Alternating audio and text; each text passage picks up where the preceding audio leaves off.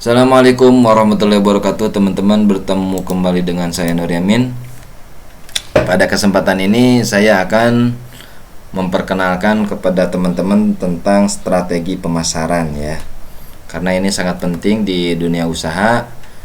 Lalu strategi itu apa, teman-teman? Jadi strategi itu adalah secara pengertiannya rencana aksi yang dirancang untuk mencapai tujuan tertentu. Itu namanya strategi. Sementara penerapan strategi itu biasanya dikemas dalam bentuk sebuah program. Jadi program yang dilakukan oleh perusahaan yang teman-teman pernah temui itu merupakan bagian daripada strategi. Lalu jenis-jenis strategi, ada berapa sih jenis-jenis strategi? Itu ada 3, teman-teman ya. Pertama, dasar strategi, ada bentuk strategi, dan kondisi strategi. Dasar strategi ini terbagi 4. Ada ofensif, yaitu posisi menyerang, ada defensif atau posisi bertahan, ada flanking, yaitu posisi mengapit, ada juga guerilla atau gerilya. Jadi dasar strategi ini biasa disebut juga dengan istilah posisi strategi, teman-teman ya. Ada juga bentuk strategi yang biasa teman-teman dengar, strategi produk 4P itu ya. Produk, price, place, promotion. Produk, price itu harga, place itu tempat, promotion ya promosi. Nah, ada juga namanya kondisi strategi. Kondisi strategi ini terbagi 2, ada strategi terencana, ada juga strategi spontan, teman-teman. Kita bahas satu-satu nih. Dasar strategi yang pertama ofensif ya. Lalu apa ofensif itu? Ofensif ini yaitu posisi menyerang pasar produk yang sudah ada atau membuat produk tandingan pasar yang sudah berjalan. Produk tandingan ini biasanya memiliki jenis dan fungsi yang sama namun merek dan harga berbeda. Nah, gimana nih? Contoh menyerang produk yang sudah ada.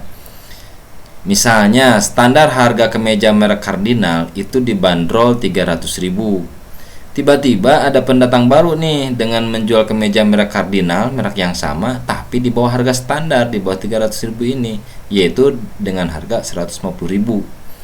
Ada lagi pendatang baru lainnya dengan menjual kemeja merek Cardinal dibanderol dengan harga standar tetap sama 300.000 tapi memberikan diskon sampai dengan 50%.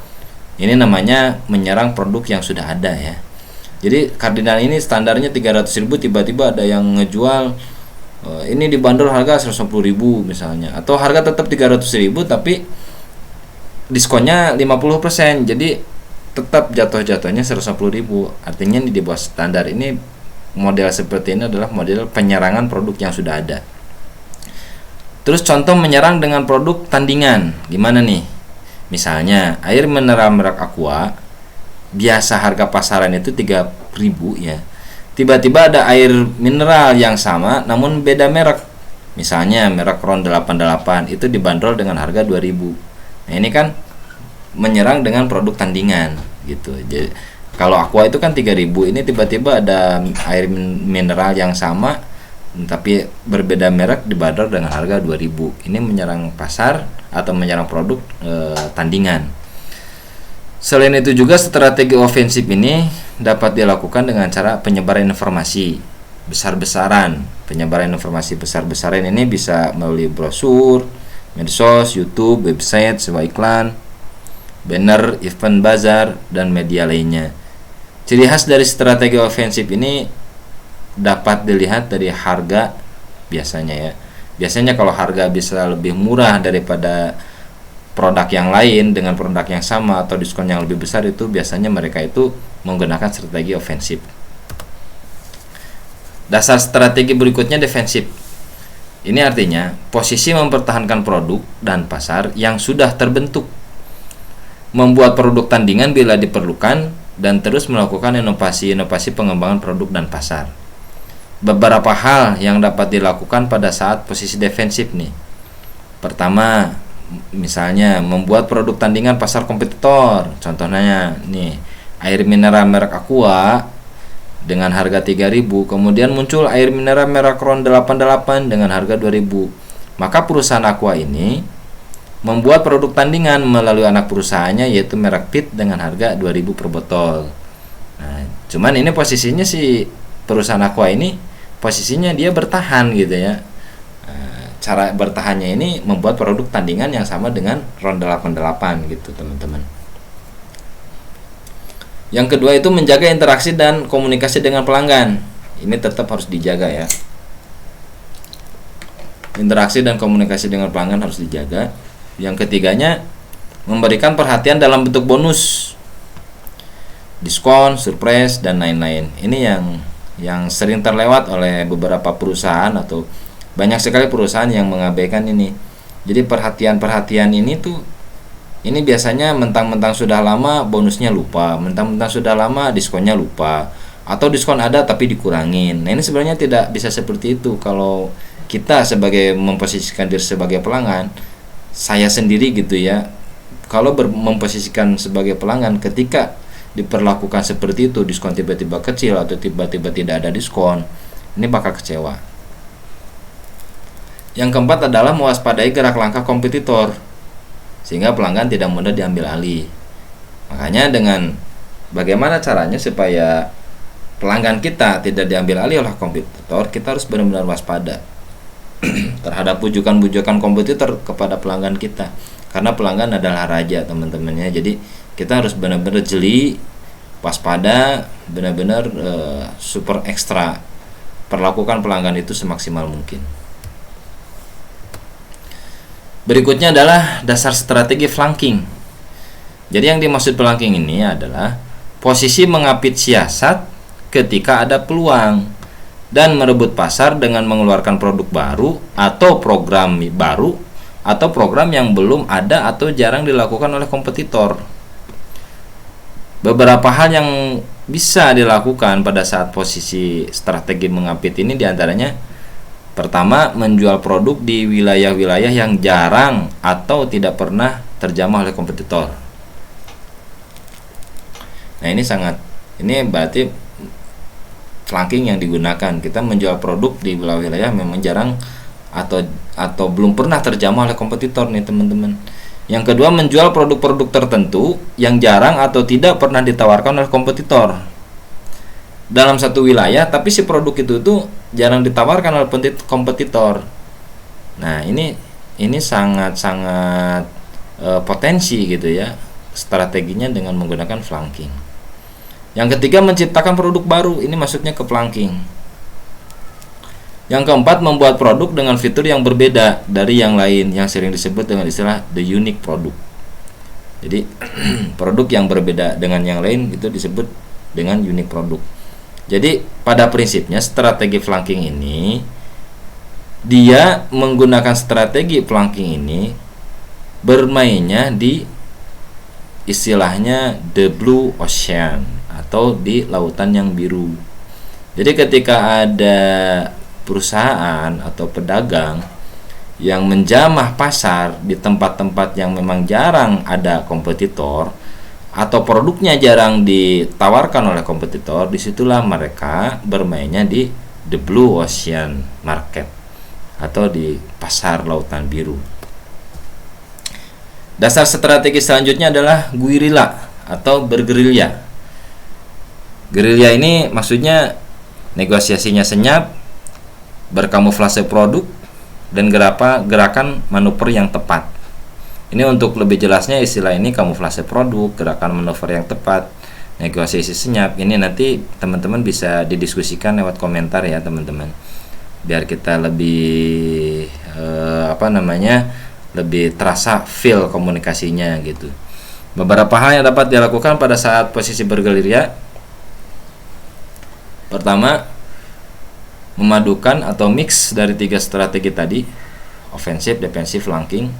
Yang kedua, tidak konsisten pada satu strategi sehingga gerak langkah tidak mudah terbaca oleh kompetitor. Jadi strateginya tidak melulu sama flanking, enggak, tapi ada defensif, ada ofensif, jadi dicampur. Bulan ini misalnya ofensif, bulan depan misalnya defensif, bulan depannya lagi misalnya flanking. Bulan berikutnya lagi kembali lagi ke ofensif, atau bulan berikutnya lagi perpaduan dari 3 strategi ini. Ini masuknya ke dalam gerilya. Yang ketiga adalah menerapkan taktik manuver atau gerakan cepat. Nah, yang keempat adalah menerapkan taktik kamuflase atau menyerupai. Ini udah dibahas tadi sama saya. Ini tinggal didiskusikan saja nanti di kolom komentar teman-teman ya.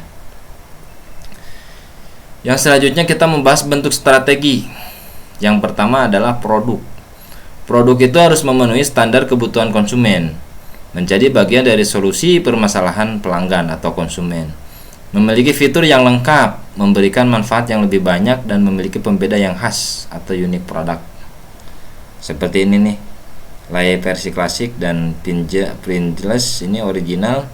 Ini kan isinya sama-sama kentang ya teman-teman, tapi ini kemasannya berbeda. Nah ini seperti ini. Ini masuknya ke dalam strategi produk. Bentuk strategi selanjutnya adalah harga. Penetapan harga jual harus lebih tinggi dari harga produksi atau harga beli. Pada prinsipnya sih itu. Yang penting mah ada untung aja intinya mah gitu. Terserah mau bermain diskon, mau bermain harga net, yang penting ada untung, ada margin buat pelaku usaha. Penetapan harga dapat disamakan dan juga dapat diberlakukan berbeda tergantung dari konsumen yang dihadapi. Pada prinsipnya harga tidak selamanya harus mahal dan tidak juga selamanya harus murah.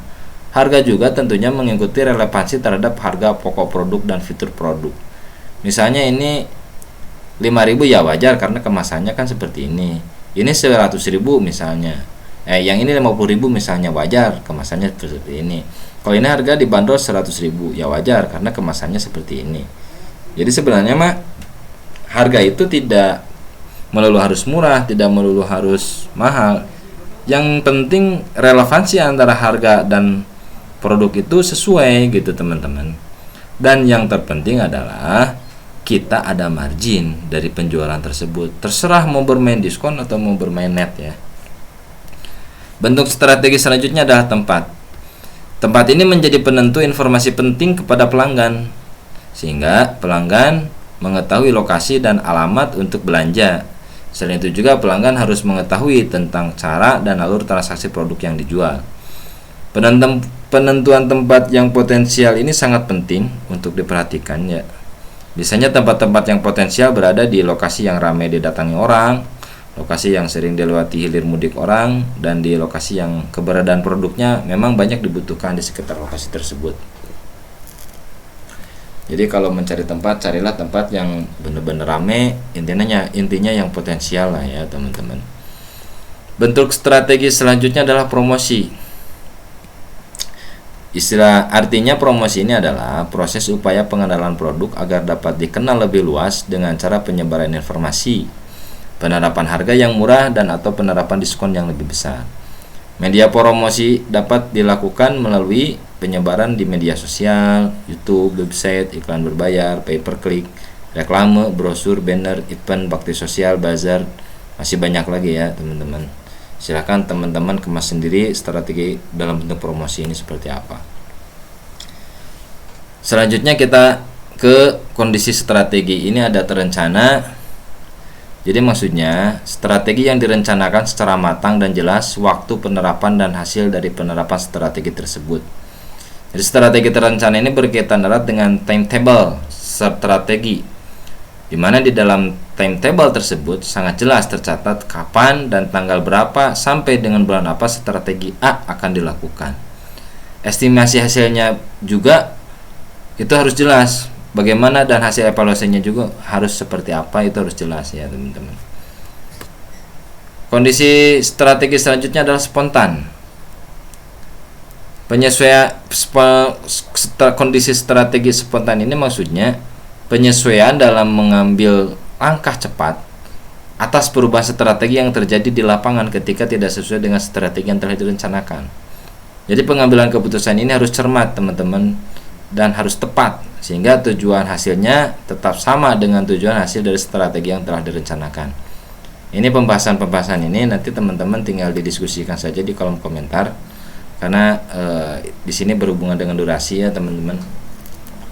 Sekian dari saya. Terima kasih, dan ini ada sedikit quote dari saya.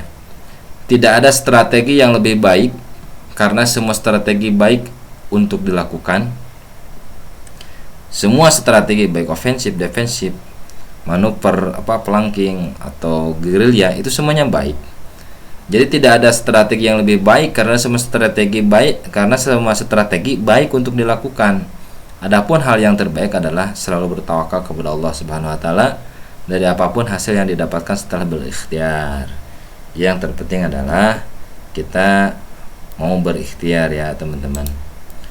Oke, sekian dari saya. Mohon maaf bila banyak yang tidak berkenan. Terima kasih. Assalamualaikum warahmatullahi wabarakatuh.